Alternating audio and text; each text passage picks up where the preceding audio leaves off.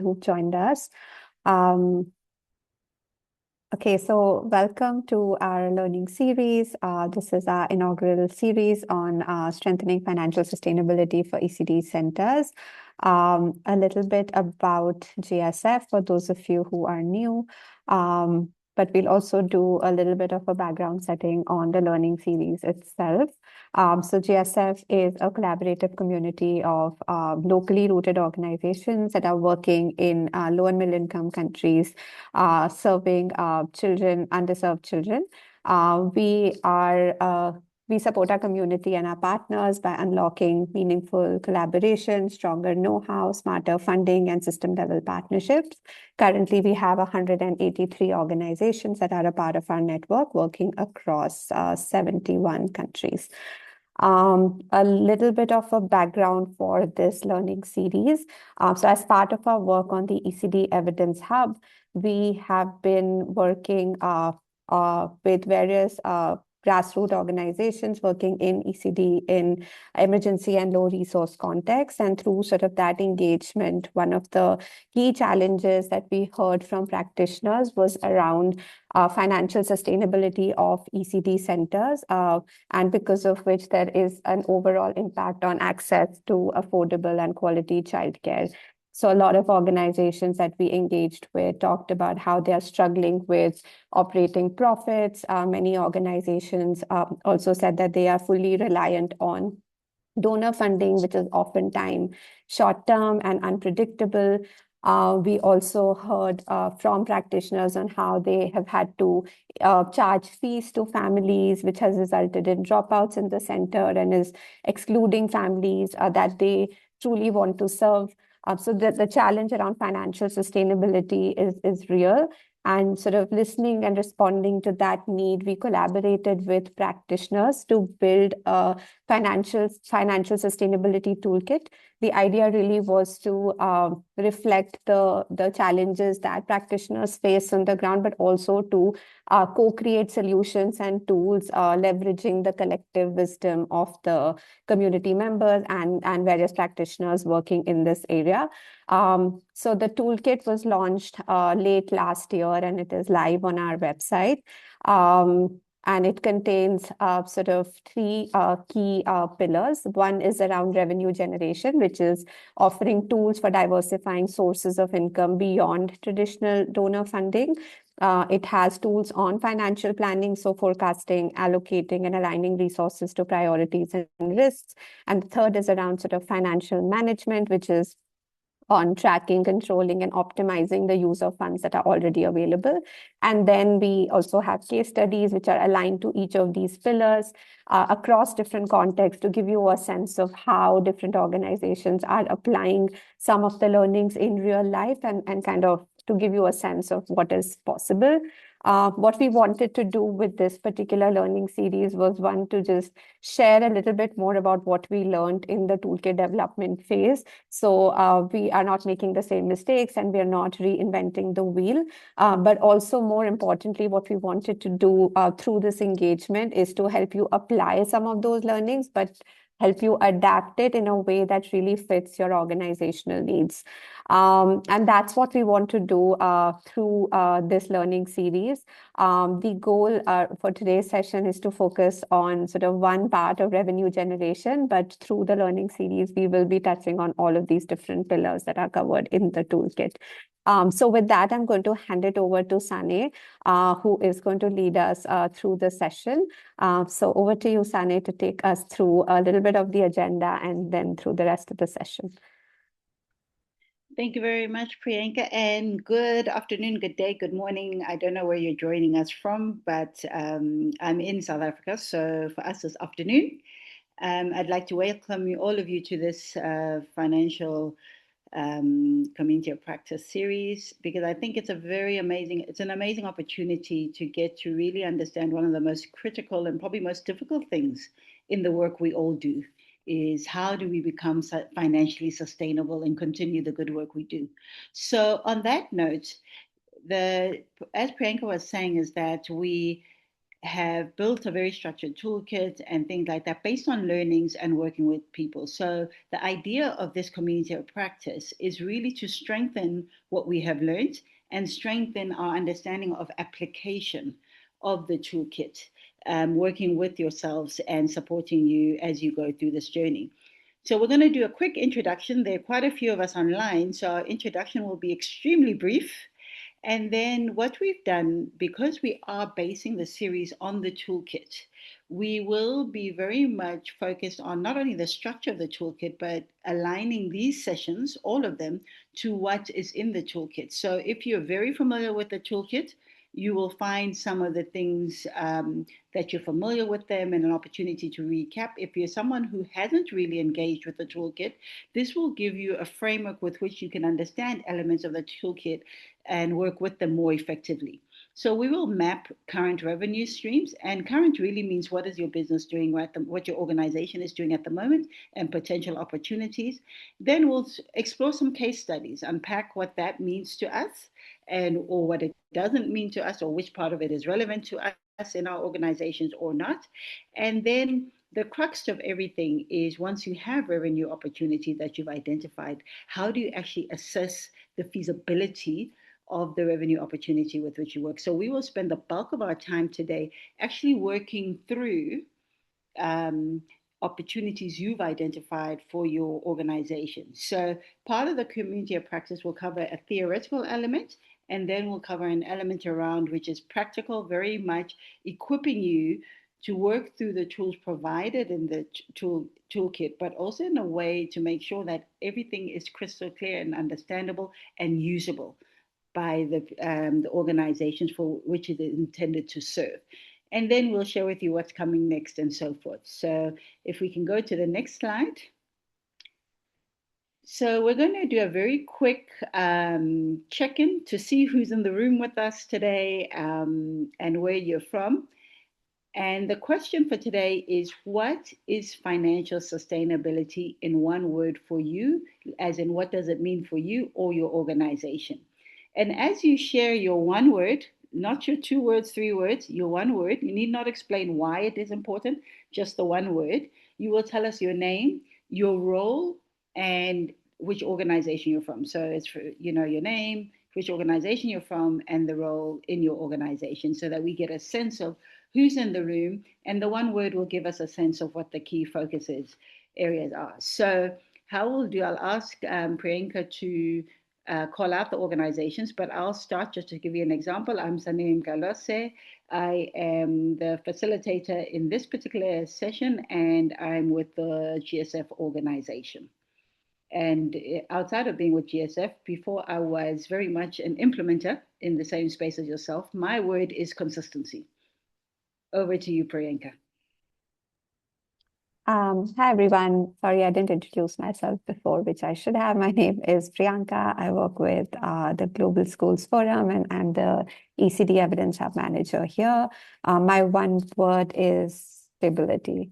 I will tag it to anyone who wants to go next if there are any volunteers.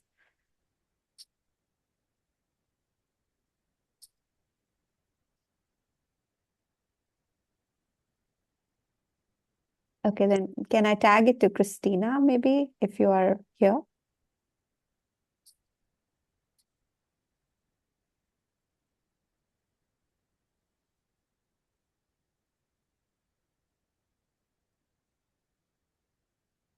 Christina, are you able to unmute? We're not sure if you're speaking.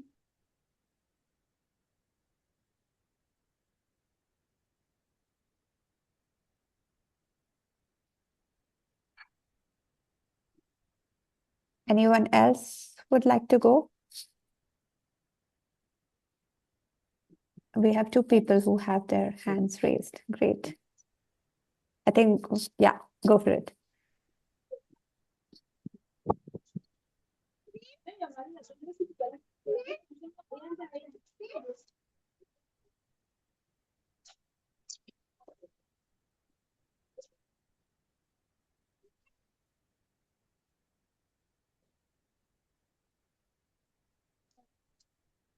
I don't know if we can hear you clearly. Franca, are you able to repeat? Or I don't know how to say your first name. Yes. Thank you so much. Oh, thank you Hope so you much. can hear me now. Yes. Okay. Thank you so much. I'm by name Narcisse Bakwa Francois. Those are French names. Yeah. I'm a refugee in South Sudan.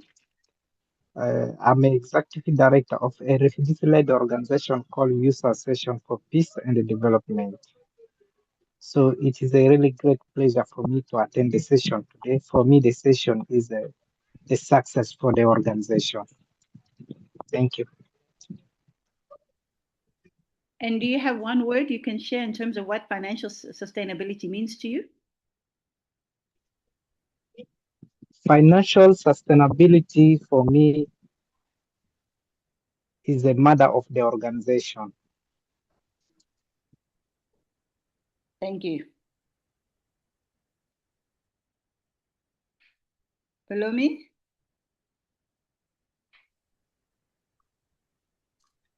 Hello, everyone. Good afternoon from Tanzania. My name is Scholastica Olomi. I am the technical lead for ECED. I work with BRAC, and as BRAC, I've been implementing ECD programs basing on economic empowerment, but economic empowerment at the same time ECD as microenterprises, as business. So my one word for for the sustainability, right?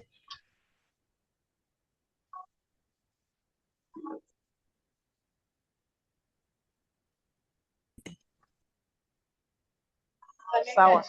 Missed your one word. Scholastic, yeah, if you're going to repeat that, your one word. We just missed that. You froze. No, okay. I said my one word is reliability.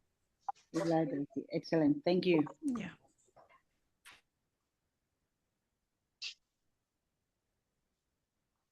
Atinia, you can continue.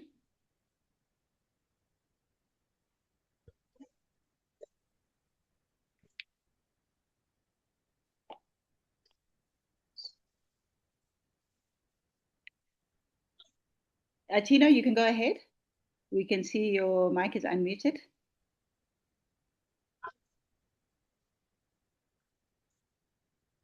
Good afternoon from Kenya. Sorry, I'm in a mall. I'm in a shopping mall. I'm just from another meeting. I am Atieno Jama from Kenya. I'm an inclusion expert, consultant. So I consult support organizations, international, regional, and local organizations, mainstream inclusion, agenda, disability, into their programming. I train staff, both field and office and administration staff on matters of inclusion. So my work ranges from preschool all to university. Depends on the relevance of the time and the need also at the time.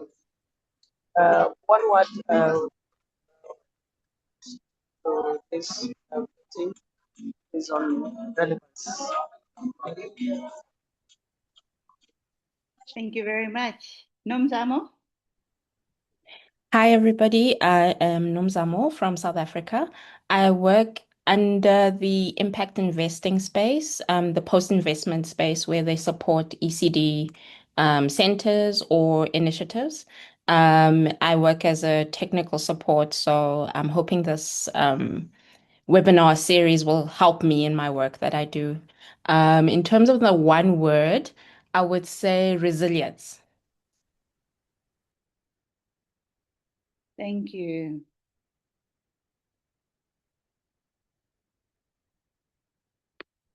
Okay, I don't know who hasn't been able to share with us their one word. Pamela, I think you're still coming through. Or Shadrach, I see you're through with us.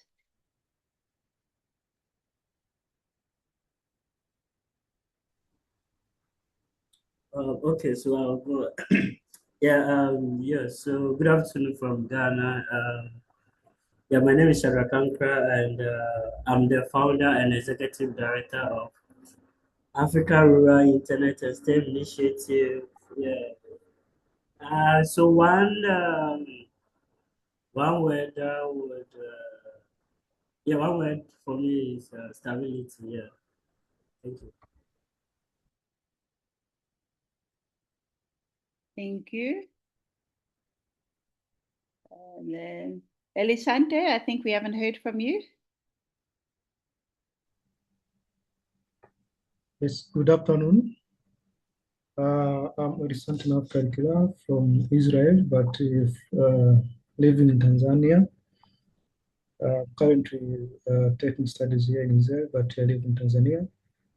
But I'm working with a non-profit organization called the Family Mission for Children and the Women Welfare, where I work in the capacity of the program officer. In our organization, I organize the Early Childhood Learning Center by ensuring the programs align well according to the arranged work plan.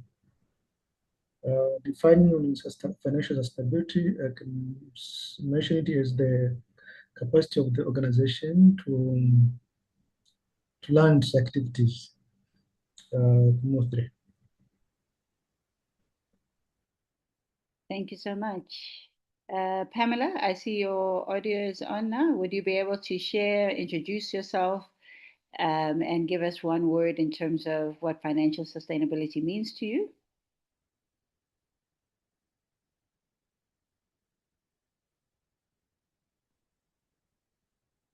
I don't know if you're able to unmute, Pamela.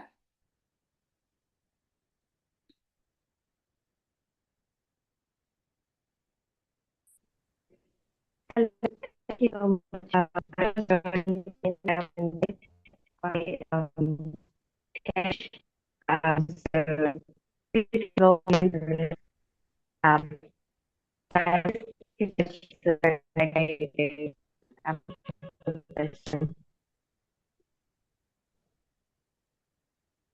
Thank you very much. Can Is you there hear any... me?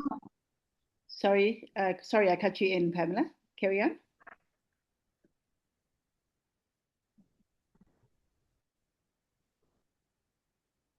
I was using my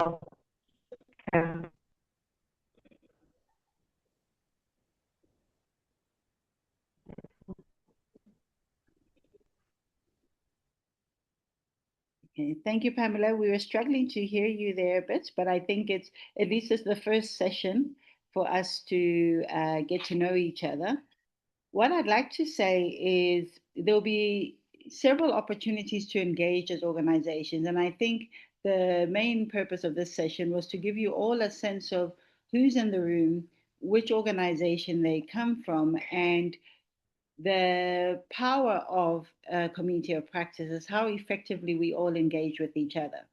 So today's session will be very much background. There'll be work that we do together and so forth, but very much about learning from others, opening our horizon around what are revenue opportunities that are really out there, what are we doing, what are others doing, so we can learn from each other in that sense. So as we move on to the next slide, thank you, Priyanka, if you can just move on to the next slide. So in this session, the community of practice for the next couple of months, or couple of weeks, should I say, is that we've got several key objectives that we're trying to achieve. And if you look at the left-hand side, the objectives of the learning series from an organizational GSF forum perspective were really to strengthen and diversify revenue in emergency settings, giving organizations examples and practical tools they can use to understand what are the various options out there.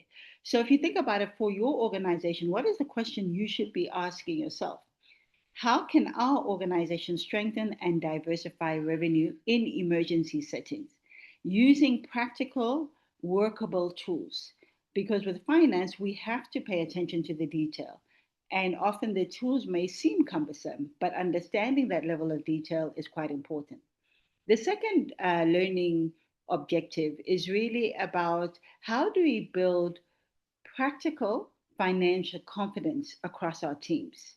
We know that we work in very vulnerable communities where there's very much a situation where there's less rather than more. So things such as in the context of the unknown world, how do we improve our ability to budget on a day-to-day basis? How do we plan? How do we make financial decisions which help us implement our programs effectively? Now, so in terms of that, given the dynamics, the unpredictability of the environment that you work in, what are the best ways as an organization? If you put on your organization hat, you should be thinking, what are the best ways to improve financial skills and money management in our organization as well as in the community we serve? Because our organizations are not completely agnostic of the communities they serve. There's very much a symbiotic relationship. So, how do we improve our ability to manage and understand money and financial literacy through this process? And then the third objective is most of the learning. Yes, there's theoretical learning, but the most powerful learning is learning from others who are working in similar environments to your own environment. So learning from peers facing similar constraints through the network, sharing real life world solutions. So how do we take this theory, these tools, and understand the practical application of them, and what people have learned as they've navigated the landscape of financial sustainability? So the question we need to be asking ourselves as organizations is, what financial practices have our peers in similar contexts implemented, which we may not have done so far? And how have our peers been successful in doing this? And what trade-offs did they face? And what can we learn from that as an organization? And then lastly, it's about documentation and sharing this in a space that we all work with it in shared spaces. Welcome, Enoch. Welcome for joining us. We're just going through our learning questions and objectives for this particular session. If there's anyone else who's joined us during this time, I just noticed Enoch because he's on camera. And as we document, what is the practical way that we as an organization can document what we're learning, share what we're learning, so that everyone in the leadership of the organization is able to make decisions which are aligned and work in the right way? So the question then, just quickly, if you can think about it, given these 4 questions, from an organizational level, which question or key or area of interest do you think is most important or most relevant to your organization? I'd like us to put up hands if there's 1 or 2 people who'd like to share. If you don't really want to share, you can also put something down in the chat. But if we can have 1 or 2 people sharing what is their key learning area of interest or their challenge. I might not have mentioned something that you're experiencing in that list that I gave, but just share with us what is your area of interest or challenge that your organization is looking to improve or capitalize on.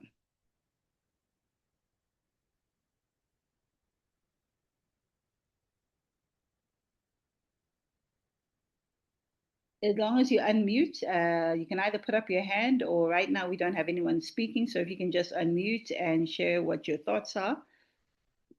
This is a question directed to everybody. There's no wrong and right. It's just a question of what are the things your organization has been grappling with.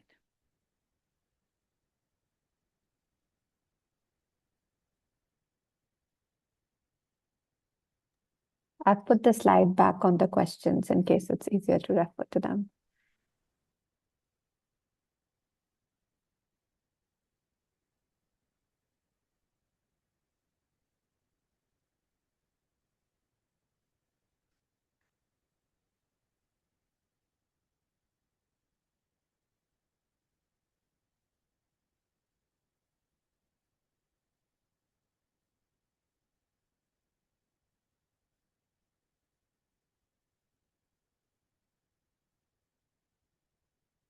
Those of you who have just joined us or joined us while we are in process, you can put your details, please, in the chat, just letting us know where you're joining from, so that we have that information as well. But right now we're at a point of understanding what is the key question your organization may have in the context of where we are now? I see that Veronica Francois has shared limited funding sources. Interesting. Veronica, can I ask you to share a bit more about that with the forum here, if you don't mind?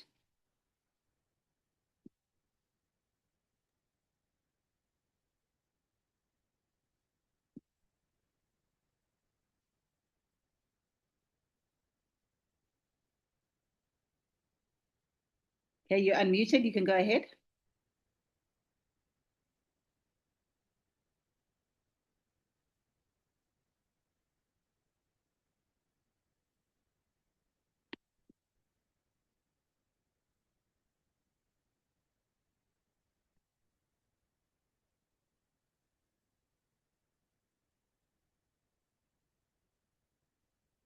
Let's see, there's another message from Shadrach here around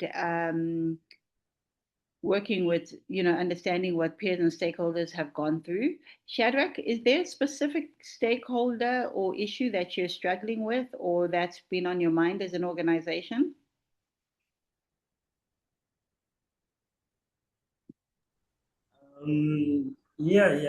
So we are actually like a growing organization. We are very young, so basically one of the key and most important challenge that we are facing right now has to do with acquiring funds and revenue. As a nonprofit organization, we are working towards making our programs free, but also one of our key initiative is community-centered connectivity initiative. So when hopefully this year we are looking at connecting rural communities to the internet. So communities that do not have access to the internet, we help them connect to the internet. But the next thing is we get funding. If we are able to get funding from a donor, we set up a connectivity or an infrastructure for a community. The next question will be how sustainable or how would the community sustain this infrastructure to ensure that in the long run, the infrastructure keeps on providing them access to the internet, access to education, be able to get job using the infrastructure and all of that. So some of these areas that we would like to look at is to, okay, if we are setting up the infrastructure for free for the first time and then moving forward, there should be a component of revenue, the infrastructure generating revenue. So maybe through a voucher service or the community themselves coming up with maybe a revenue generating activity, maybe setting up an ICT cafe or something that could generate revenue for the community. So this would have to we have to like look at some of the issues or challenges that maybe let's say MTN, Vodafone, or whatever, maybe some of their challenges, or maybe uh, another stakeholder who is also into community networking, probably a different country in maybe Kenya or whatever, has faced, and that will help us also plan, you know, plan in terms of revenue generation or basically how to serve communities and then help them sustain their services and all of that. So basically, yeah, that's the reason why I chose that option. Thank you. Thank you for that explanation. Is there anyone else who'd like to share one of the key challenges or area of interest or opportunity which is identified and you don't know how to capitalize on it, but at this moment it's something you've identified?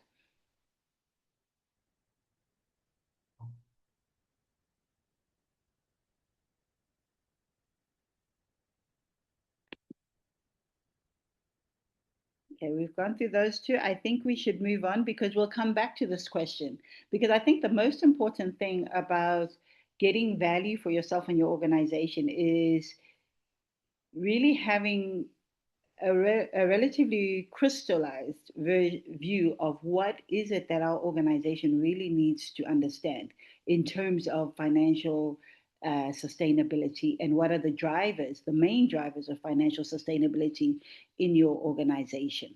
So if we move on from this section and moving on to just giving you a snapshot of how this community of practice, how we envisage it running.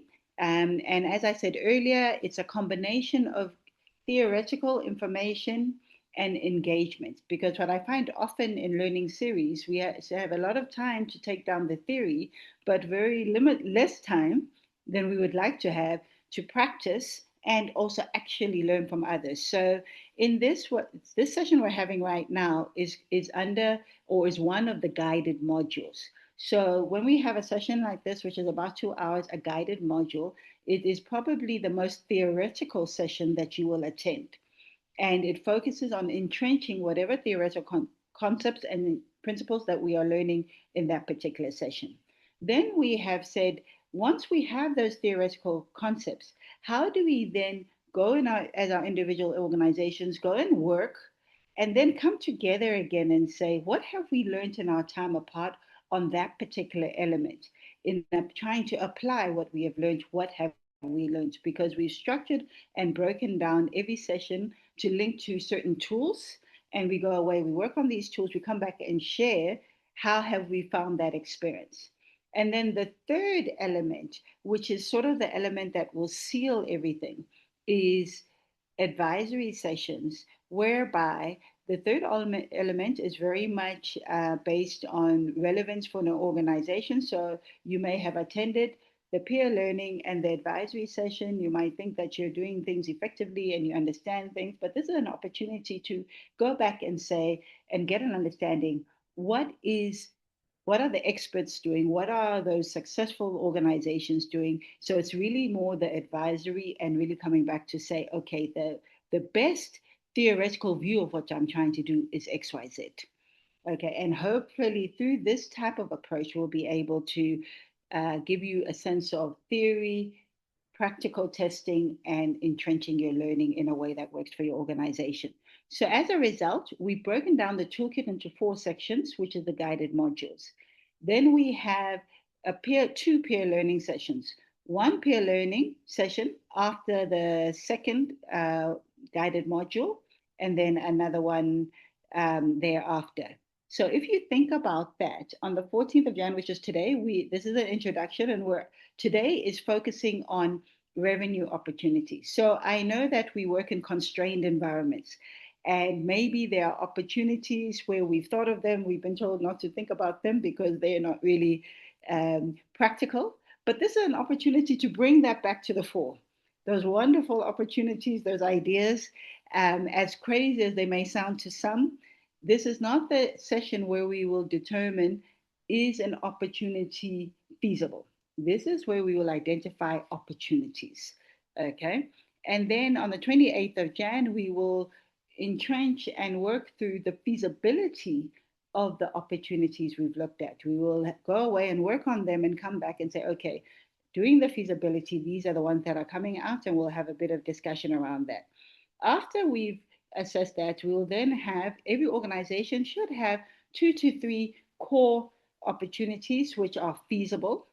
And we will then move to financial plannings, which is about what do we need to understand to get the budget together to capitalize on this opportunity. Which one do we start with first? Which one the second, and so forth. And then in the 11th of March, we will be learning how do we track our progress in a way that makes sense and enables us to make decisions. And as you can see there, the peer learning sessions are placed exactly in between these sessions, which allow us to share learnings even beyond these sessions. Okay, if you can go to the next page, Priyanka, thank you. So for this to work, as I've said, it's a combination of theory, it's a combination of us sharing with each other, and a very big part is learning from peers. That is the essence and probably what I would call the magic of a community of practice. As a result, for us to learn from each other, we need to sign up and commit as individuals and colleagues to each other to enable learning across peers. So to help us do that, we put together a few core principles that help community of practices be effective. So the first one is, if you're here, be present.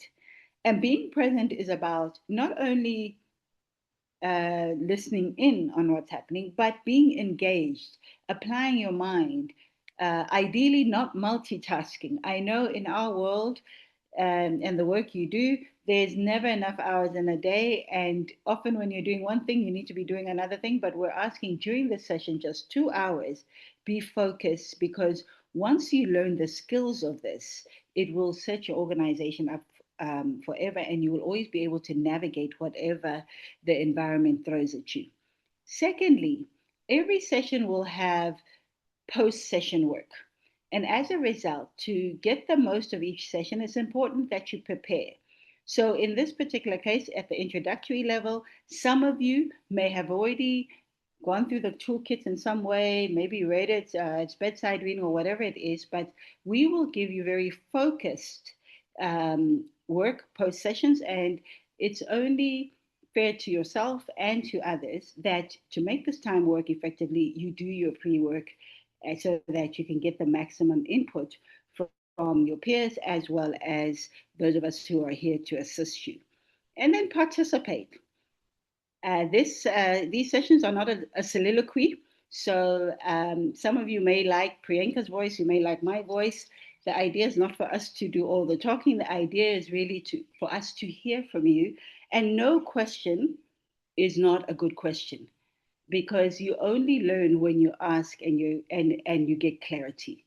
And so I find that often the question one asks is a question that everyone actually has and was thinking in their mind, but was too scared to vocalize. I know we are struggling a bit with connectivity in our different areas. So if you struggle to articulate what the question you have, don't worry too much about fancy English or whatever, as long as you can get the thought down, even in the chat, so we get a gist of what you are asking. That is very important for us to understand what is on your mind, what are the things and the barriers standing between you and financial sustainability in the area in which you operate. So please do contribute and contribute continuously, and all contributions are very important to us. And then be open. We have all worked in impact environments. We work in environments where each community has a way of life, a thing they've tried, and others, if those of you who are newer to your organizations may find your fellow colleagues saying, we tried that 2 years ago, we tried that 3 years ago. But what is important is that you come to this session to even question the assumptions you have made about the community in which you operate, about the way you work with them. So I ask all of you to please understand the importance of us committing to ourselves and to each other to be able to make this an effective thing. So we'll come back to our learning agreement as we go through our varying sessions. But the idea is then everyone should try and attend every single session, because the sessions build on each other. We typically have 2 or more representatives per organization, and that's really to allow also, because there's post-work, for internal engagement, and have someone who you can bounce your ideas off, who also got the theoretical framework the way you got it, et cetera, that you can share with your broader peers who are not with you in this session today. So if we move on is everyone aligned with that? Is there anything on the agreement which sounds unreasonable? Okay, I see there's a heart. Is there anyone who finds anything that may be difficult? I think it's clear, everyone's ecstatic. Okay, awesome, perfect, let's move on. Okay, so exploring diverse revenue opportunities. And so that is the first step in this module, as well as in the toolkit. So if we move on to the next slide, what is diverse revenue opportunities? Now, because the group is large, but not too large, we are actually going to look at that first question: what revenue opportunities are available in the work you do? If you do livelihood work plus ECD work, that's fine. But I'd like us to just answer that first question.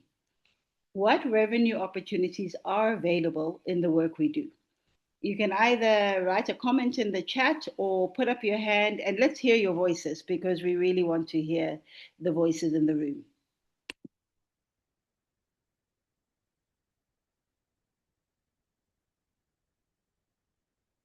This should not be a question we think hard about. It should be like, the more ideas we have, the better. So is the opportunity to have beneficiaries contributing, paying something for the support user? Is the opportunity getting revenue from children attending? Is the opportunity, whatever the opportunity is?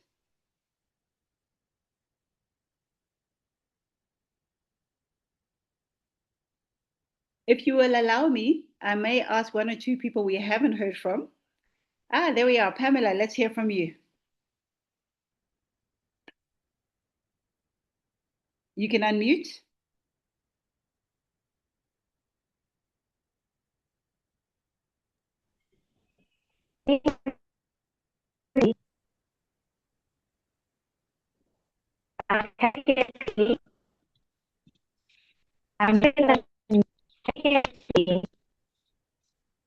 Oh, Pamela, we're struggling to hear you. Your network is, you're cutting. Maybe you can write in the chat. Priyanka, can you hear her? No, I can't. Okay, Pamela, maybe you can write because I know what you have to say is really useful for everyone. Anyone else who can share whose connectivity is not a challenge? I see in the one group, in the one message was knowledge, opportunities to get knowledge. Yeah. What other opportunities are there to generate revenue?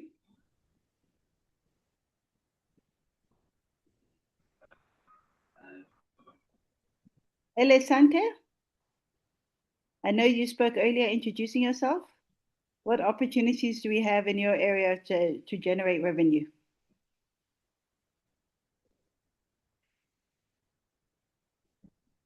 Elesante is not. Or Enoch, I think we haven't heard from you at all, Enoch.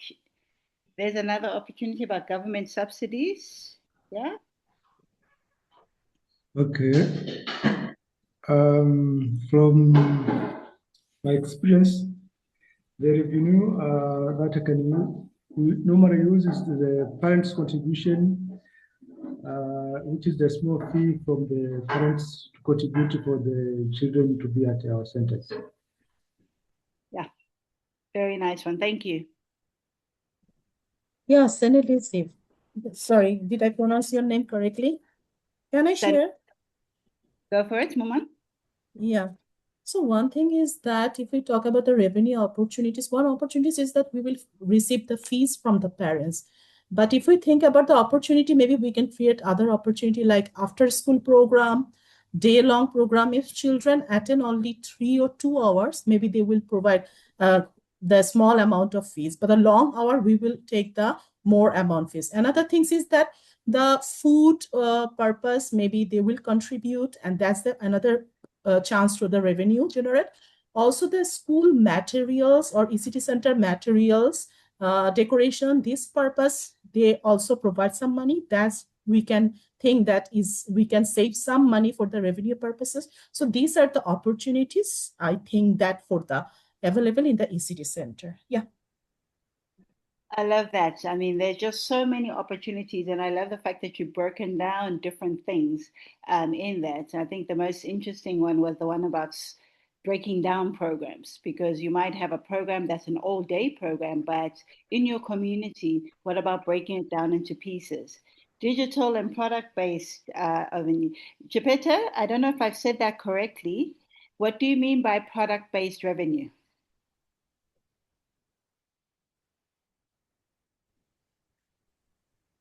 Yeah, thank you so much for the opportunity.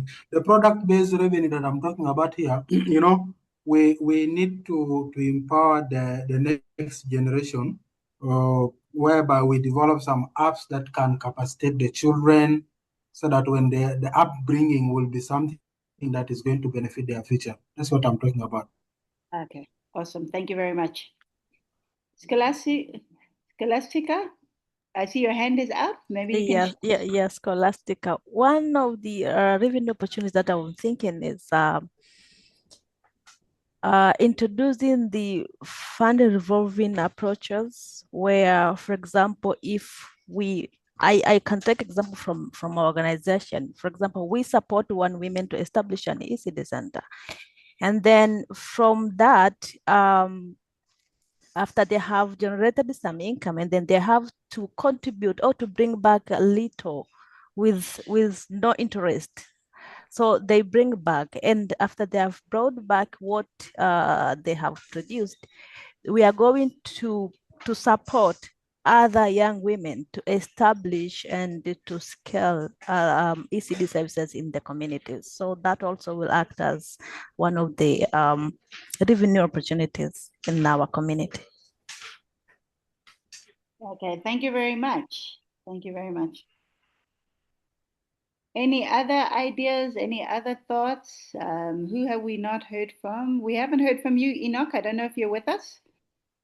If you can share a revenue opportunity, may have been mentioned, it may be a comment. Just would be good to hear your voice.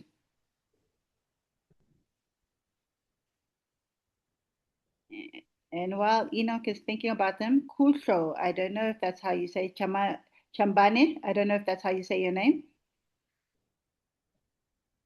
If there's something you'd like to share, I think you've unmuted. Yes, perfect. Let's Hello, hear from everyone. Hello. Oh, can you hear me properly?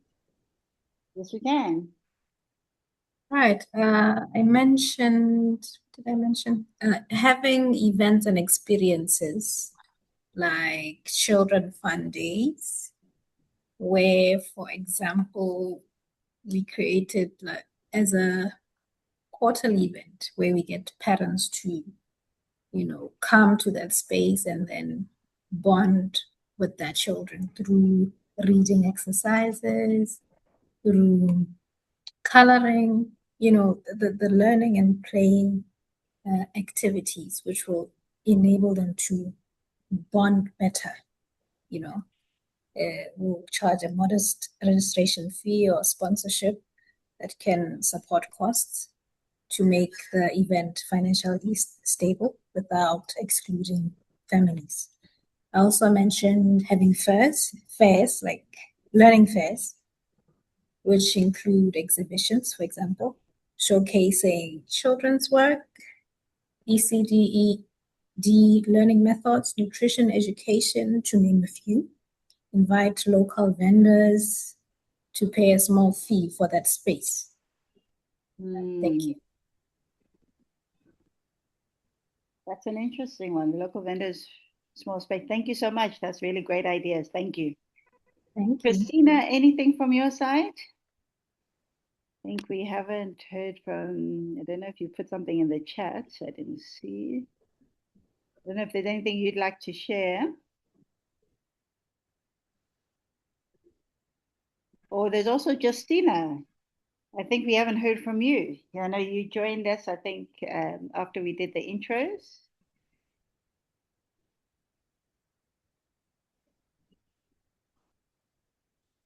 Justina knows.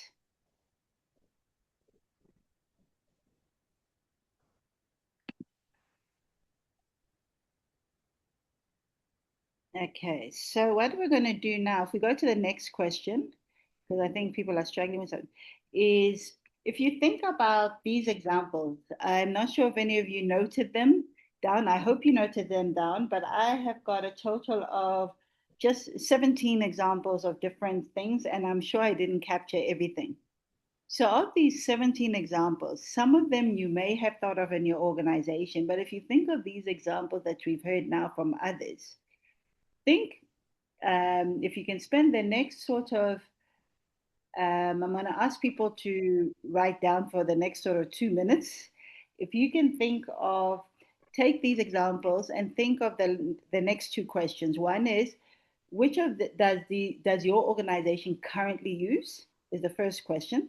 The second question is there a revenue opportunity that you heard of that you are currently not using? Okay. And so I'd like to give everyone, as we stay online, don't leave. Please spend 5 minutes answering these two last questions. which of these opportunities, if there's one that wasn't mentioned, that's fine, does your current organization use? And the second one is there one or two revenue opportunities that you are not using but would like to use? And we want to know what is preventing you from using that opportunity. And then we'll come back after 5 minutes and discuss as a collective, share what are those the answers to the last two questions. Is that fine? 5 minutes.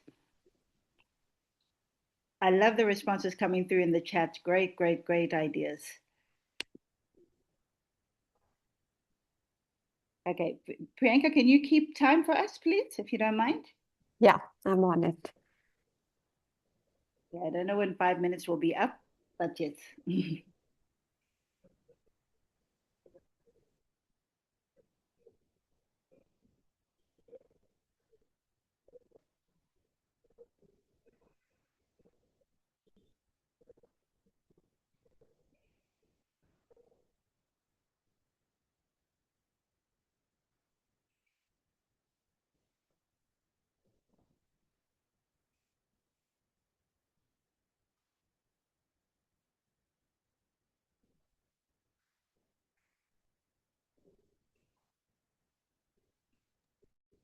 We have Scholastica's hand up. Please go ahead and ask your question. Yes, would you please try to read the opportunities that were mentioned, because some of them were captured, but some they were not, please? If you'll be able to do so. Yeah. The list of the 17, I will do my best. Or just in. Yeah. Okay, so we had several buckets. We had the one about parenting paying fees. So we had parents either pay fees for the children to attend, or parents pay fees also for them to come learn through parental programs. So where the parent can learn to bond with the child, different options of that. Another one was looking at our program structure and breaking it up so that we make small bites of our structure, programs that we do have, which is currently maybe one longer program or one full day program, into smaller bits that people can afford to pay for. The other things related to tools that we use in our centers, such as any materials for learning, and thinking about also the curriculum, making our curriculum available maybe to others is an opportunity. The other one was in these centers, who's running them? If they're run by parents or small business owners or people who work from home, whatever the case is, those running the centers, is there any income or revenue that they can pay us once they start making money for the support which we give them over time? There were many ideas ranging about nutrition opportunities, that nutrition presents a revenue stream. And one of the interesting ones was if you have a vendor, say, who's selling food, they would pay for the space or the right to come sell food at your at the ECD centers. And then the other one was working across multiple centers and sharing the rates, as well as selling recycled toys. Maybe something you teach the children how to make toys, and you're able to retail the recycled material. The other is the opportunity to sell homemade gifts, or opportunity to generate revenue in the sense of like gardening, watering plants, and things like that. Okay, so that sort of covers some community-based opportunities where you can use the community and think about people in the community who don't necessarily have children at the site to bring in, help you with creating revenue, and then some opportunities relating to the parents and the children on site, and then some opportunity about those you work with and support to run the centers, and the training also present revenue opportunities. Okay. So you'll also see in the chat that Priyanka's put some Google documents which are designed to assist you as we go through the process, and a place where you can put questions and key thoughts that will really help us, especially those of you who are struggling to be able to share. It's good to know what you're thinking. So thank you for the comments on the chat, as well as if you are able to click on those links and put your comments there.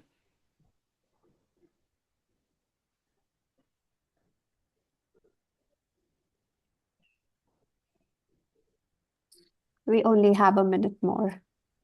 Okay, 1 more minute.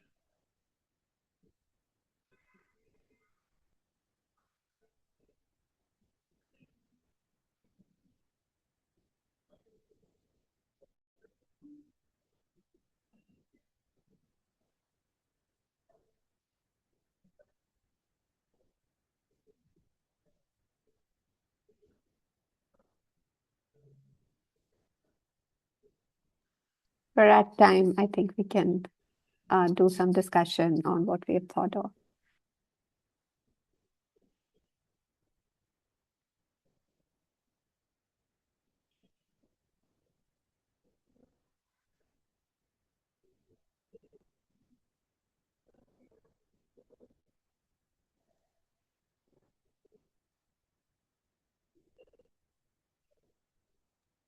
Okay, welcome back, everyone.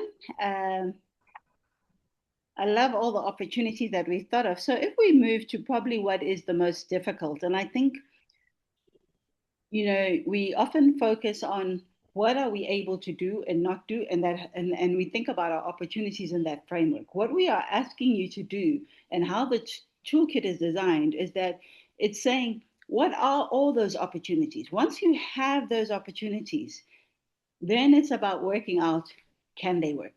So we're still at what are the opportunities stage. And I'd like to ask several people, we're going to take 5 people to share their answers to these 2 questions. What does not really what your organization uses, but I think if you go back one, Priyanka, to share which revenue opportunity are you not using and you would like to use and why you're not using it. So if I can ask 5 people, if we can quickly have 5 people who'd like to share the revenue opportunity they're not using and give us really a sense of why they're not using it. Because we really want to understand what is currently the barrier, because that will help us, and I'm sure others can learn from that. Okay, anyone volunteering to start?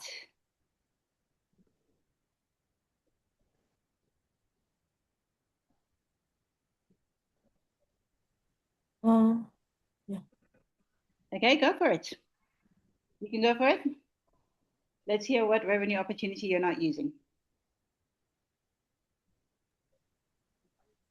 The opportunity that I'm not using or we are using.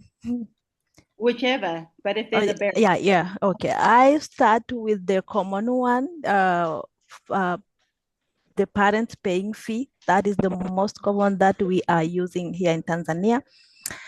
And I would also share some of the setbacks regarding the parents or engaging parents in paying fee as a source of revenue.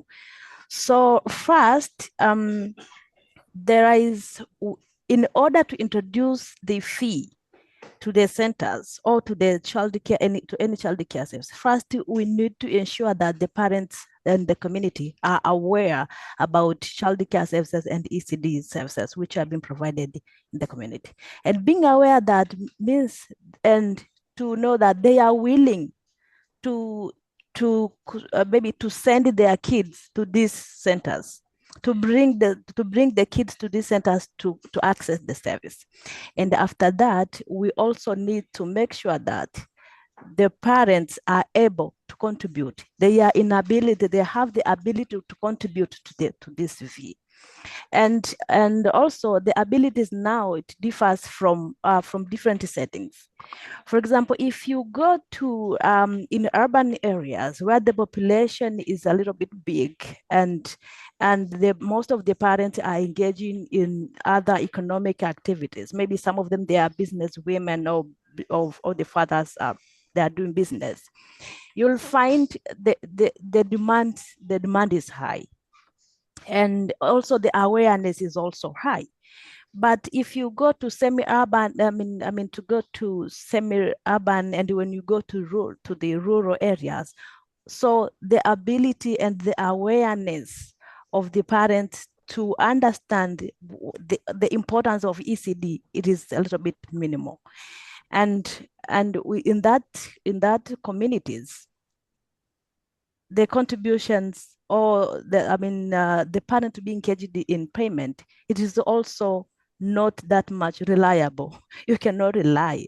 Some of the parents, they cannot even contribute even 200 Tanzanian shillings for their kids to get meal in the center. So it limits us to because we need the centers to sustain.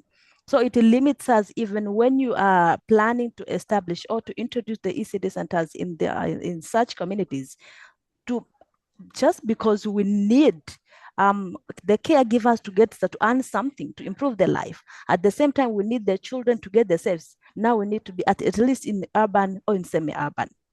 Because when you go to the rural areas, it is difficult for it to sustain unless you have a long-term fund that can be there for a long time. So that is one challenge. However, if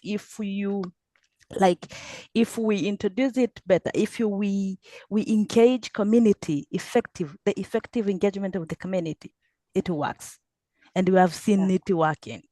And many centers have been sustaining, and the business is growing and scaling because of the fee, in engaging parents in paying fee. Thank you so much for that. Manman? Yeah, thank you.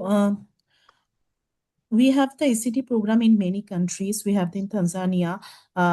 Scholar, also my colleague, and from Tanzania, Uganda, Sierra Leone, and Rwanda also we are going to open. So mainly our things is that we are the funded projects we are running. But if we talk about that, what type of opportunity we have, but we are not using.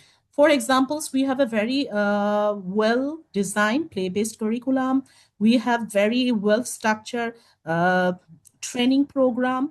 We have we have very experienced our team.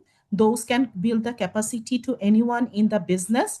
But as we are the funded project we are running the funded project, and we are not focused on the business perspective. That's why we are not utilizing this opportunity. For example, in previous organizations, there we designed the short courses. We provided the training to the those people want to be an entrepreneur in the daycare business. We provided training to them.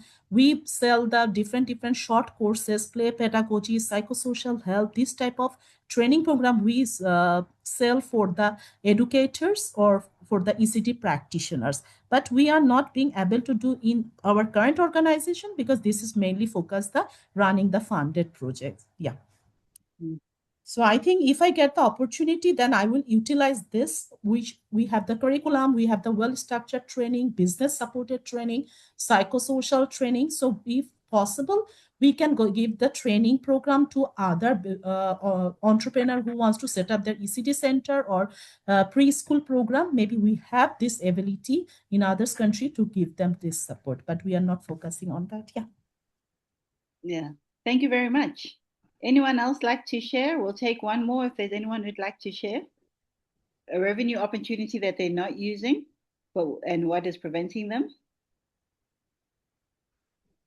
Okay. So what we'll do is we'll move on because of time. But I think there are two key things that came up in the two opportunities there. Oh, sorry, Japita, go. If you can go back a slide, Priyanka. Japita, let's hear from you. Yeah, thank you so much for the opportunity. I just want to talk about the opportunities that we have. For example, we have a lot of infrastructure areas that we can establish there. I'm speaking from South Sudan. We have a lot of areas of expansion of digital literacy for these children, like I said earlier.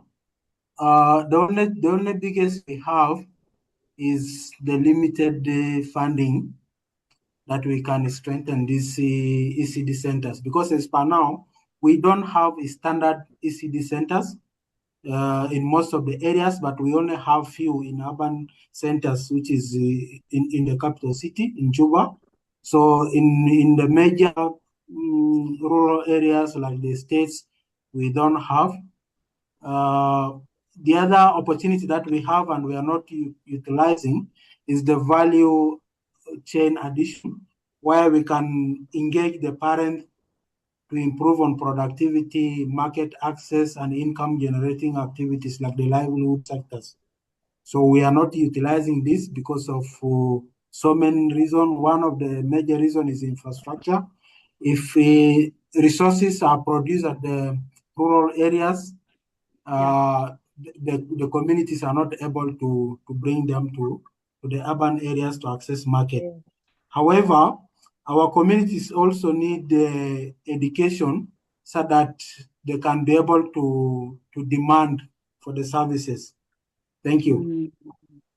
Thank you very much. I think what I was saying, like, and Japita, what you were saying added to this is that there are two dynamics. The one of there's a link between awareness of paying for ECED services vis-a-vis childcare in communities where childcare has normally been free. And there's a difference between the two. And then also thinking about when you are expanding, what ratio of expansion? Sometimes where you're working, you need to have different models within a space to achieve sustainability. Mohammed, do you have something you'd like to add?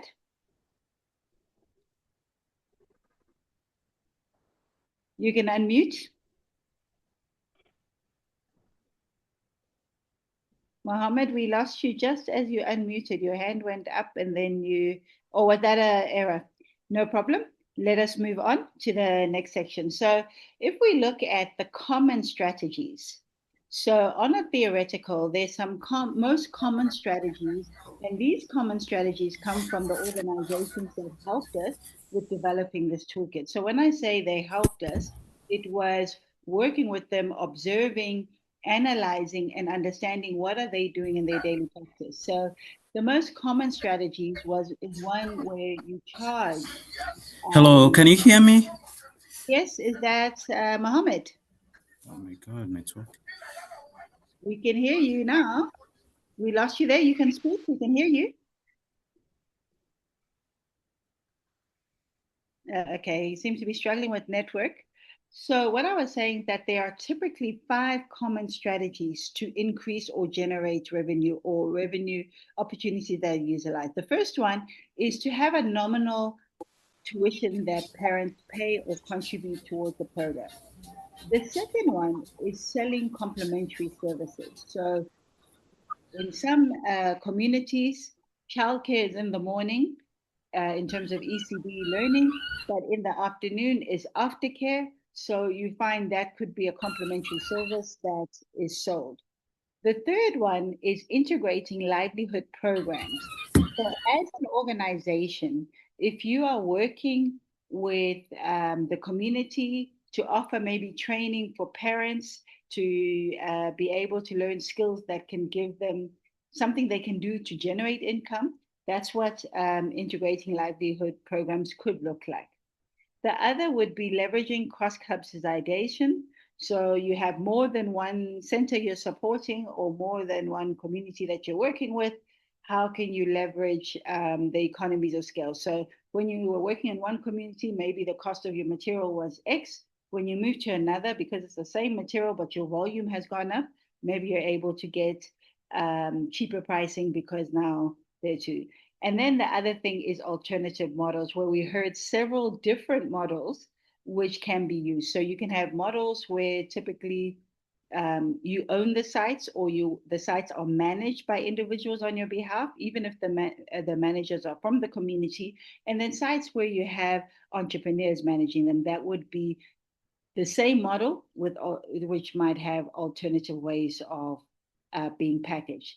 If you go to your toolkit, you will see more detail on each one of these examples. So I won't spend too much time with them, but if we move on to the next page, you'll see that, so you have all, we spent the time coming up with revenue opportunities that we are using or not using, or we think we could use.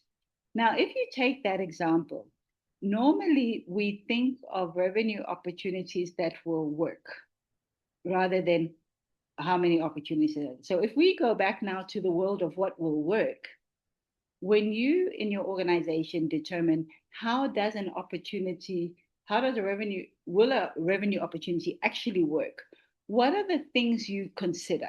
So an example of this question would be, if I want parents to pay tuition, and that's an opportunity to generate revenue, the thing I would have to think about for this revenue opportunity to work is, can parents actually pay?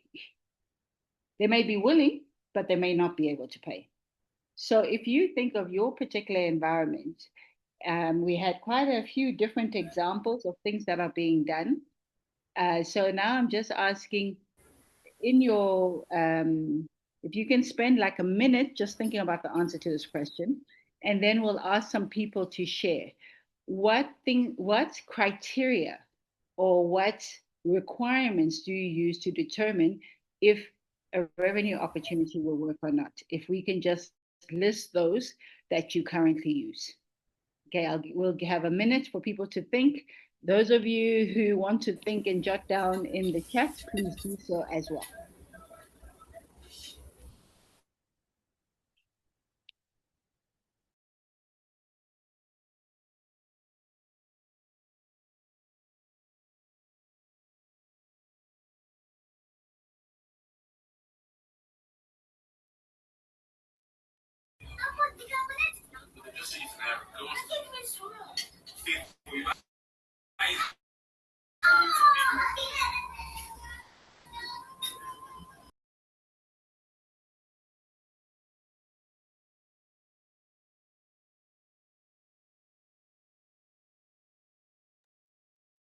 I'm speaking, but I'm muted, sorry.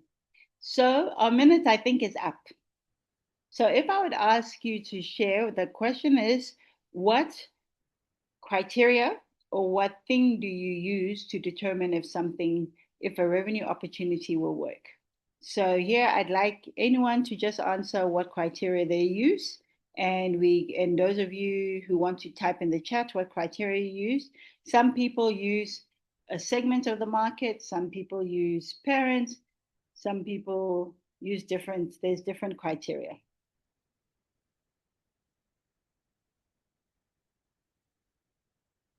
Okay, we have a comment from Tino about sharing with parents and institutions.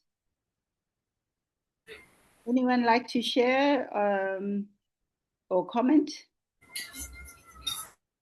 Mohammed, I see you're unmuted. I don't know if you're able to share with the group about a revenue opportunity criteria.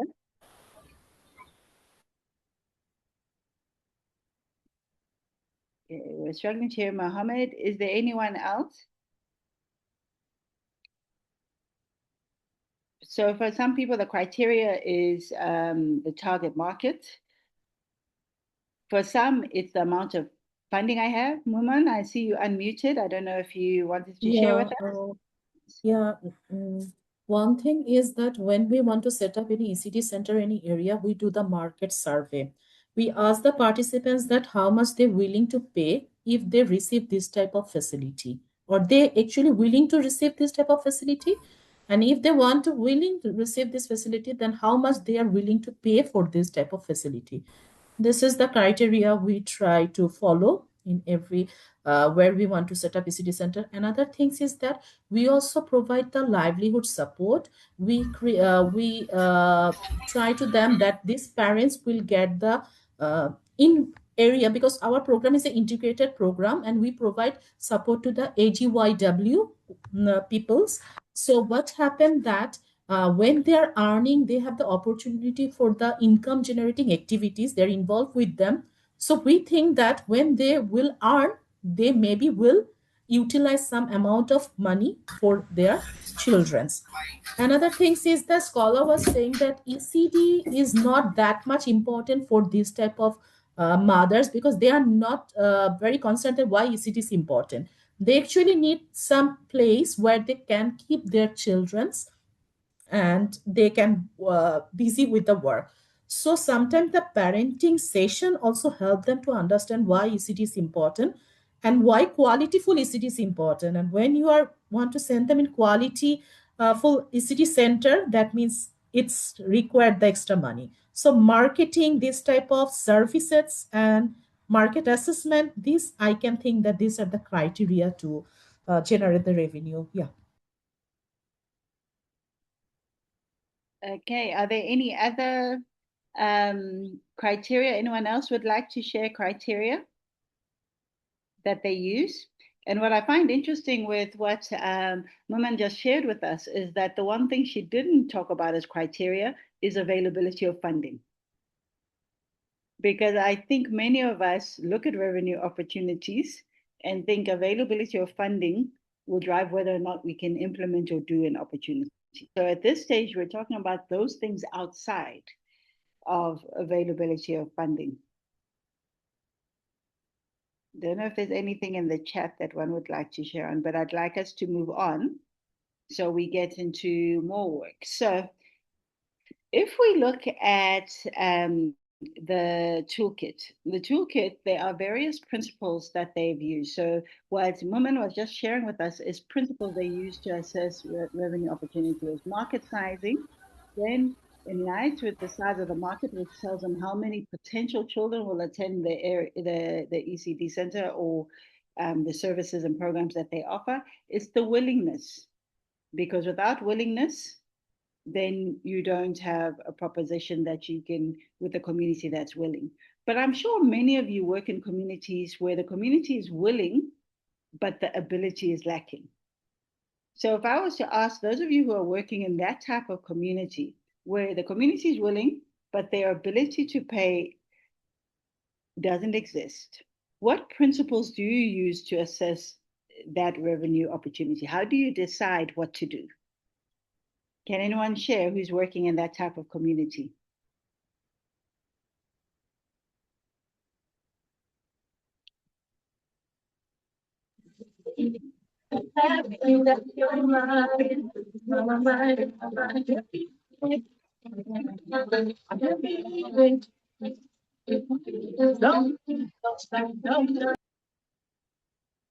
Atinio, we're struggling to hear you. Scholastica, you can go while we try and yeah, thank you. One of the method that we used, for example, I remember one of our programs supporting community-based ECD centers, the establishment of community-based ECD centers, and it was a fully funded program, and after the phase of the program, we faced the challenge because the parents were aware and they are willing to send their kids. And the centers were full of children. They were overcrowded. But now, after the phasing of the programs, then the parents were not able to pay for the service. They are not able to contribute for the service. As you have said, they are aware and they are willing, but the ability was not there. So what we did, we had to engage the government. We go to the local government that, okay, we have established these ECD centers. The parents are aware and the awareness is all over to this community. Now, just because they are in a position of not to contribute, So we engaged the government, and the government were providing some like paying the caregiver, and the caregivers were included in the payroll from the government. So the government were paying the allowance, and also they introduced the meal program, where the parents were being told it's not necessarily to bring the money, like to pay the money, but they can also provide the food, the meal, like maize or cassava, whatever they have, they were providing it for the center to sustain. So, and also engage other organizations that they are working in that community, that they are supporting that community. So if we face that challenge, and if there are other organizations that they are working, they are supporting the same initiative, it will be easy to join the effort and complement where we or one partner ended. Yeah, thank you very much. Very, very interesting. Anyone else like to share where there is a willingness but no ability, and how you've come around, how you've gotten around that? Yes, Shapita. Yeah, thank you once again for this opportunity. I want to share the experience of one of the scenario where the community are willing but they don't want to show up. One of the method or one of the approach that we applied was we make sure that we make awareness for community ownership and co-creation by involving the community members in identifying and designing the activities, including testing the revenue option. Like, for example, we have one of the ECD centers in one of the refugee camps in Western Equatoria of South Sudan. The center was supported by one of the partner because of the situation now in the world where funding are being reduced. So that partner pulled out. Then we had, we as a refugee-led organization, we had to intervene and engage the community because we come from the same community. So that we keep the center running. We co-create some of the activities that can generate income for the center and also support the caregivers at the center. At least as per now, the center is still running, though with some difficulties. Thank you. No, thank you very much for sharing that. I think one of the things which is really clear is that in our communities, we have to sometimes think about pay in non-numerical terms or non-money terms, as I would put it. And so what are the elements that you can use to understand commitment, which gives a financial, let's say, not saving, but makes the finances less or the impact of the costs less. So what we'll do is we'll move on now, because I'd like to share with you the two case studies which are in the toolkit of these organizations are both what I could call fairly mature, in the sense that they've been in existence for several years. And so they've gone through a lot of the pain points that you are experiencing today. And so part of improving how you do what you do is understanding those who have succeeded, what did they do? So at this stage, the case study covers not only revenue opportunities, but how they assess which ones they will use. We are focusing only on the revenue opportunities. So I'm going to talk through the two organizations, which is KI for BLI is the one, and then there's A2, which is the other one that's in Colombia. But if we look at the context of both of these organizations, both of them operate in refugee-focused areas or in migrant areas, the one being in a rural setting. And then I'm suddenly forgetting the acronym. What does this acronym stand for again? It's just slipped my mind, Priyanka. It's Just Caliboy Initiative for Better Life. It's Okay, yeah. Kenya-based. Yeah. So it's an initiative for better life. So I suddenly lost that for a second. But if you think about an initiative for better life, it means they need to be a bit more community orientated to uplift the whole community while they help the children. So as a result, their program module has education programs for ECD and primary years. That means up till the age of 13. They have youth programs and livelihood programs so that their model is holistic in that sense.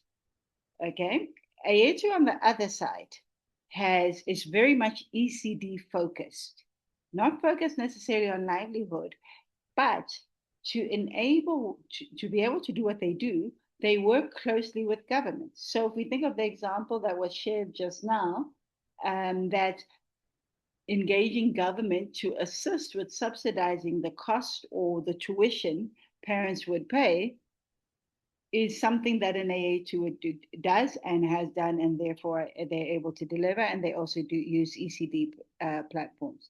If we look at the,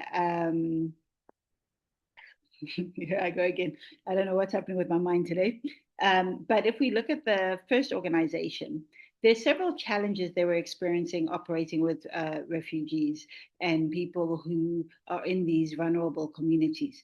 They had restrictive policy environment, which basically meant the environment they were operating in did not support refugees in an enabling way. Okay, so although there are lots of people in need, the legal framework was not very supportive. At the same time, as a result, the model they set up, the infrastructure, the cost of everything was extremely high, but extremely high relative to the affordability, the community's affordability. So the same amount might have been cheaper for another community. The challenge they also sat with is that the people in the community were not working, which are the parents or the caregivers or the families. There was limited opportunity for employment and therefore very little disposable income. And as a result, the organization's business model was heavily reliant on donor funding. So over 90% of everything they did was funded by donors. And you could say the program was fully funded because of these challenges around income or availability of disposable income and the ability to pay by the community. So the revenue opportunities they identified were an e-commerce platform, and all of these were able to generate, they were able to get some sort of subscription and payment by those who used. They had a youth incubator program. The purpose of the youth incubator program was a program that enabled and skilled youth to be able to go get work or become entrepreneurs.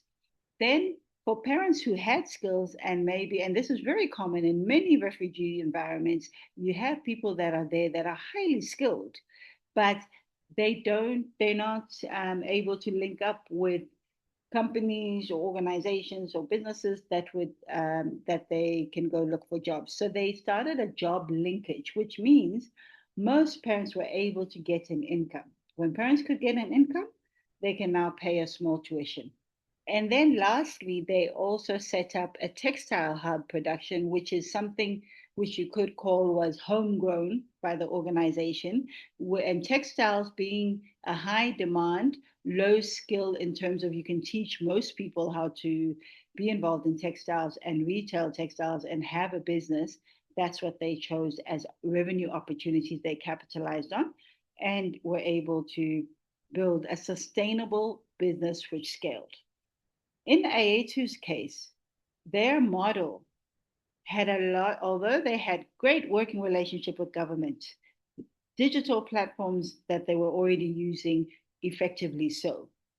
There were many hidden costs in their model and their ECD provision.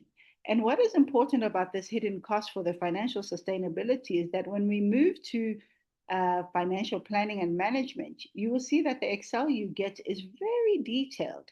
It is detailed because it wants us to understand what are those hidden costs.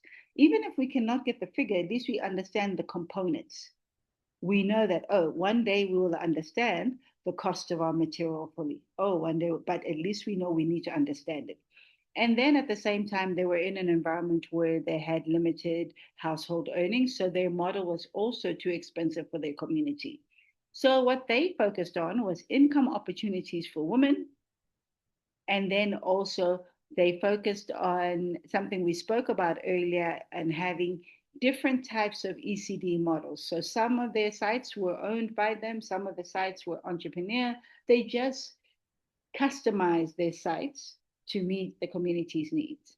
Now, if we take these two examples, and the next slide was more about, if you look at these case studies, which one resonates with you? At this point, we wanted to put you into groups, but it's fine that we just do it together as a collective session. If we go back aside, Priyanka, if they can just see the two organizations. If you think now of your organization, where your organization is at, just like a few people, you can put in the chat your organization and which one you relate to, so we're able to link it to an organization. But if I can ask one or two people to share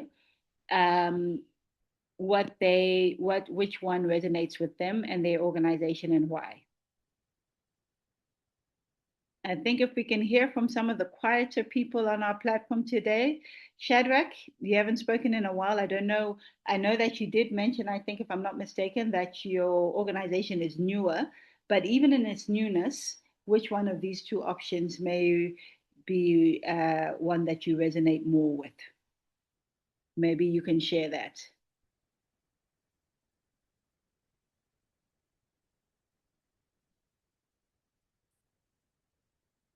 Shadrach, I don't know if you heard my question and you're with us and able to unmute. Sorry, yeah, I was a bit off. Please, can you repeat the question for me again?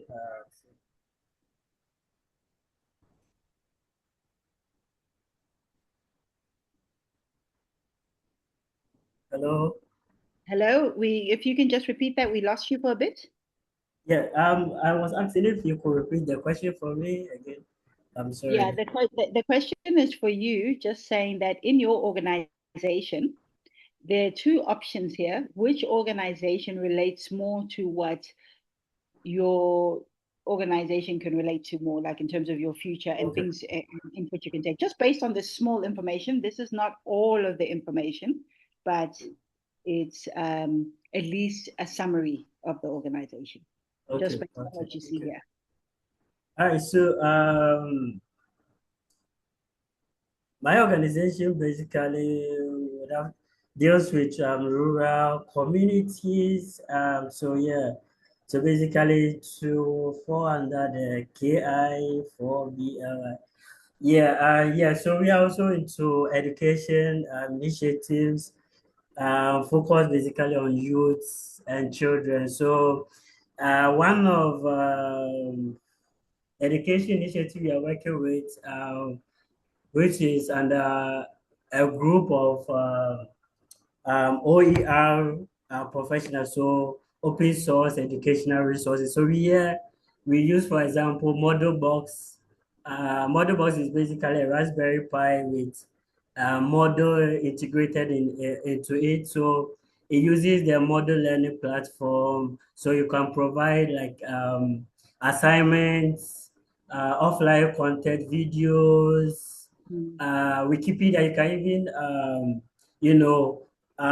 install the whole of Wikipedia on it, and then run this content offline, and it works specifically or mainly for schools that are in rural areas, remote, without internet access. So with this, the students just have a device like a smartphone, a laptop, or a tablet, and they'll connect to their model box. So the model box, which is a Raspberry Pi, broadcasts a Wi-Fi signal, and then the students connect to the Wi-Fi and then have access to the content that the teacher or the instructor give to them. And also it supports internet connectivity, though, but it works basically for communities without internet. So there's one of the initiatives that we work on. So basically our focus or organization falls under the first one. And yeah, we are still looking at how best we could run other services or programs that would, generate some form of revenue.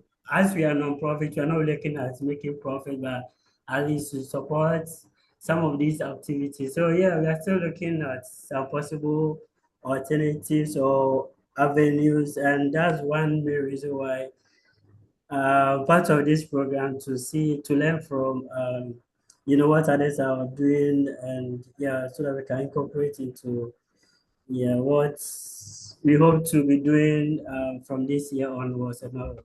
Thank you.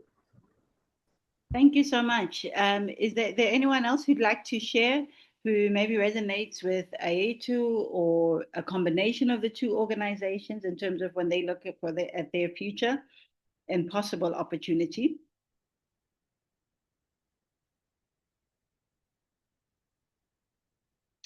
Okay. What I'd like to do is probably move on, but I think what's important is all the case studies in the toolkit are designed for you to learn and you get guidance from. So you look at what they've done, what challenges they've overcome, how they've been able to do what they do, just to give you some sense and ideas of what could you potentially do in your space to overcome the challenges. So if we move to the next slide, now here comes the part where we work and we actually get our work done. But I understand that we all joined at different times and so forth. So I will just explain how we will do this work. And so most of it will be post-work from the session. But I think what's important is you now have got an idea of what revenue opportunities are you currently thinking of and are you currently trying to tap on? We came into this session, we learned about so many more others that we maybe hadn't thought of that others are doing or trying and are working through using. So we might now have increased our list of 5 to a list of 10 potential, as an example. What I'd like you to do, the next part of this is saying, how do we assess these 5 or 10 opportunities in terms of feasibility? It's called feasibility assessment, as to which ones we should do. So feasibility then comes to some of it. We talked about it earlier when Manman was explaining that they go into markets that have a certain level of willingness. So that's a feasibility. If the willingness is not there, the organization probably thinks they have to find a different way to expand there or change and find a different area. So your work is going to be about assessing all of the opportunities you have. And when we assess, the most accurate way to do assessments is to look at every single, is to decide on your criteria. The toolkit has given you a template with 6 criteria to take every single opportunity that you think is important for you and to answer those 6 questions for every opportunity. The results you get from that will give you an indication of what opportunities are we best placed to use, or the ones we should use. So the exercise is going to allow you to work through this. So what I'd like us to do is go through the 6 opportunities, and I'm going to ask, go through next slide. It's perfect, Priyanka. So I'm going to ask us, this is how we're going to run this session now. Because we haven't done the work in the session, what's important for me is that we all understand why these 6 and what each thing means, so that when you're working on it in the next 2 weeks and during the next 2 weeks, there's no confusion as to what is the importance of one of the points. So the six this template is in your in the toolkit, and is also in a link so that you can use it. And you will also get the template emailed to you. But the first one is target audience. What does target audience mean? Target audience means, who is your program for?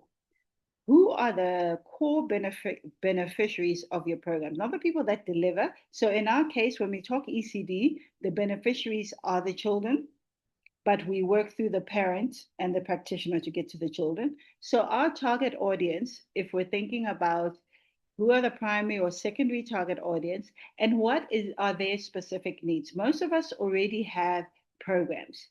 You may find that the opportunity in your program is the design and structure of your program, which is not quite meeting the needs. So in this particular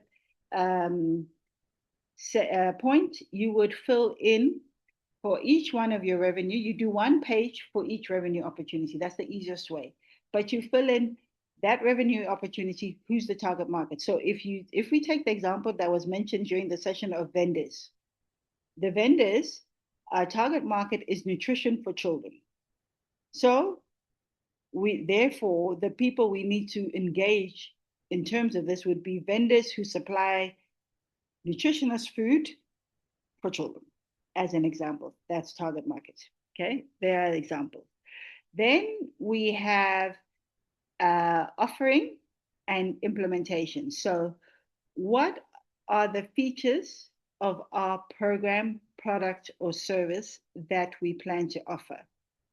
So when we talk about this product or service, we think about, if it's a vendor that's offering food, the next question is, does that vendor, because the next question is about resources, is that vendor able to come to the site and present the food in a hygienic way that's safe and maintains food safety in terms of contamination and things like that? So it's what resources. So you're thinking about the curriculum you're offering or the program you're offering, and you're thinking about what resources do you need to deliver that program. So what people are required, what skills level they need to have, et cetera, for that opportunity. And then the third one is this opportunity that we've identified. How will we tell participants about it? So how will we communicate? Do we pull the parents together? And they talk about the importance of ECD? What do we do? And in how we will engage participants, is it something where we need to incentivize? But this is the question you ask for your particular opportunity. And then you move on with every opportunity. And I think in our space, we talk a lot about willingness. Often willingness is very much linked to a value proposition. And what willingness means is there a need? Because when you know there's a need, you then articulate or deliver your program that delivers a need. And that's called value proposition. So the value proposition would be based on your understanding of this opportunity that you want to capitalize on. Are you able to identify the unique benefits of that opportunity? And how does this and what would you say to your target audience? And how does your value proposition differentiate from existing solutions? So you need to understand what's happening in the environment in which you operate. And then financial sustainability, based on the resources, everything you need, are you going to be able to set up this opportunity or implement it? And are you going to be able to roll it out and maintain it? And then what are the risks? So for every one of our 5 or 6, and I'd recommend that we ideally have not more than 7, because it's a big number, if you want to complete this fully. In our next session, we will come back and we will talk about completing this, what we experienced, and of our 7, what were our top 3, et cetera, et cetera. So I don't know, Priyanka, if you have anything you'd like to add about this toolkit before I open it to the floor for any questions around any element of this assessment. No, nothing from my side. We will share the link to the toolkit and the section on revenue generation and the case studies, as well as this template. So please look out for an email from us later today or early tomorrow morning. So you have sufficient time before our next session to work through it. But in case even any like questions, thoughts come up as you're filling this up, please feel free to write to us. Okay. Does anyone have any questions while we are all together about any one of these 6 criteria to assess our opportunities?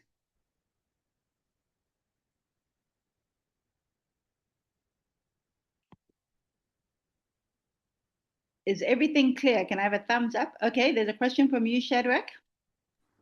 Yeah, so my question wouldn't,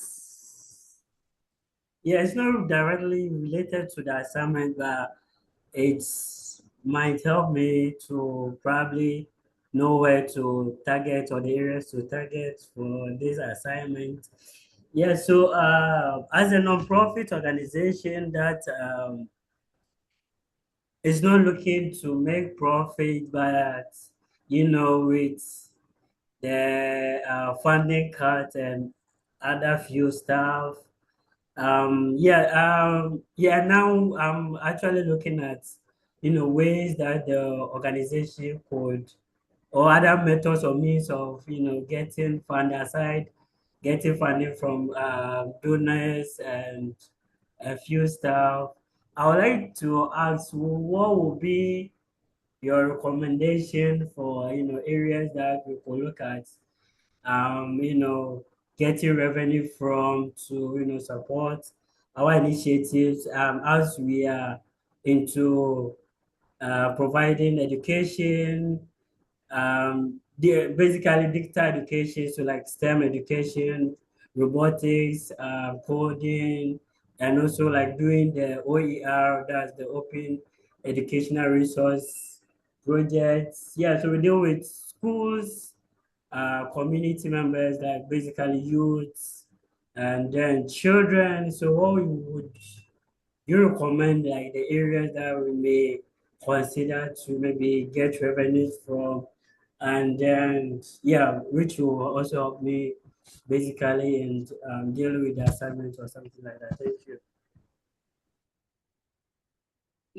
I mean, if you think about that list that you gave, it's really comprehensive and sounds fantastic. So what we would do in this particular example, we would take the many components that you have a base component of education, but you've added other things to it. So you might find that this assessment will help you work out that the education plus only robotics may be the most feasible, So it helps you design and structure your program. So as you work through this will be able to help you sort of think of your program differently.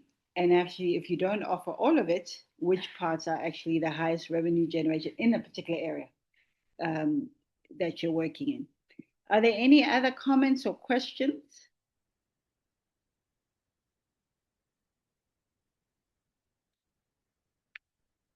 Okay, so if we go to the next page,